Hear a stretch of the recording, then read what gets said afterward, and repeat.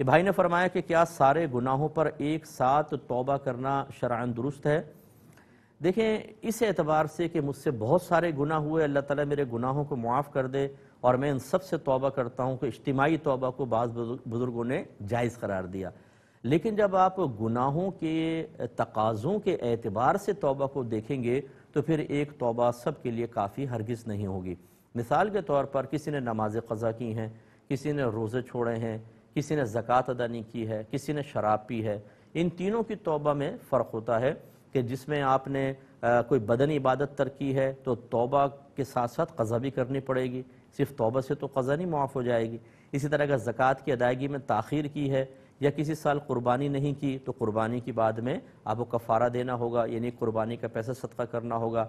زکوٰۃ کی ادائیگی میں تاخیر کی تو اس تاخیر پر توبہ ہے، لیکن زکوٰۃ ادا کرنی ہوگی۔ شراب وغیرہ پہ اگر شراب پی تھی اس پر اگر توبہ کریں گے تو صرف اتنا ہے کہ آپ آئندہ اس گناہ کے نہ کرنے کا خوف خدا کی وجہ سے پختہ ارادہ کریں، اور یہ ارادہ صرف اللہ کی رضا کی خاطر، عذاب کے خوف کی وجہ سے ہوئی ہے۔ اسی طرح آپ بندوں کے آ جائیں، کسی کا آپ نے مالی نقصان کیا ہے، کسی کا جسمانی نقصان کیا ہے، کسی کو روحانی اذیت پہنچائی ہے، تینوں کی توبہ کا طریقہ مختلف ہوتا ہے۔ تو یہ سوچنا کہ اگر میں اجتماعی طور پہ سابقہ گناہوں کی توبہ کر لوں تو شاید سارا ہی تقاضا پورا ہو جائے گا، ایسا نہیں ہوتا ہے۔ اس کے باقاعدہ علم سیکھنا بہت ضروری ہے۔ میری کتاب قرب الہی پڑھیں، اس میں بڑی تفصیل سے یہ چیزیں میں نے ذکر کی ہیں۔ ایک یہ بھائی کہ